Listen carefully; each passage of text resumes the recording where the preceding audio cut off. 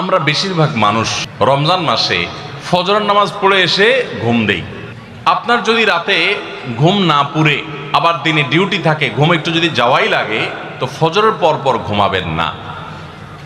আলহামদুলিল্লাহ, আমাদের বাসায় আমরা এটার প্র্যাকটিসটা প্রতি বছর খুব হার্ডলি করার চেষ্টা করি। ফজরের পর পর কোনো ঘুম নেই, ফজরের পর একটু কোরআন তেলাওয়াত করেন।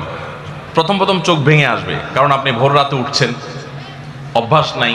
তো যাতে চোখে ঘুম না আসে সেজন্য নানান বুদ্ধি বাইর করে ঘুম দূর করেন, একটু উঠবস করেন। ওই টাইমে বসে ফজরের পরে আপনি তেলাওয়াত করেন, জিকির আজকার করেন, সকাল সন্ধ্যার দোয়াগুলো পড়েন, একটু দোয়া করেন, রমজানের কিছু আমল করেন। এশাকের নামাজের ওয়াক্ত হয়ে গেছে, 2 রাকাত নামাজ পড়ে এরপর আপনি পারলে দরকার হলে শুয়ে যান, কিন্তু ফজরের পর পর শুয়ে যাবেন না। এটা একটা ভুল, কারণ নবী করিম সাল্লাল্লাহু আলাইহি সাল্লাম সকালের এই সময়টার জন্য দোয়া করেছেন, আল্লাহুম্মা বারিক লি উম্মতি ফি বুকুরিহা, আল্লাহ আমার উম্মত জন্য সকালের সময়টাতে বরকত দান করুন। আর ওই সময় আপনি ঘুমায় থাকছেন।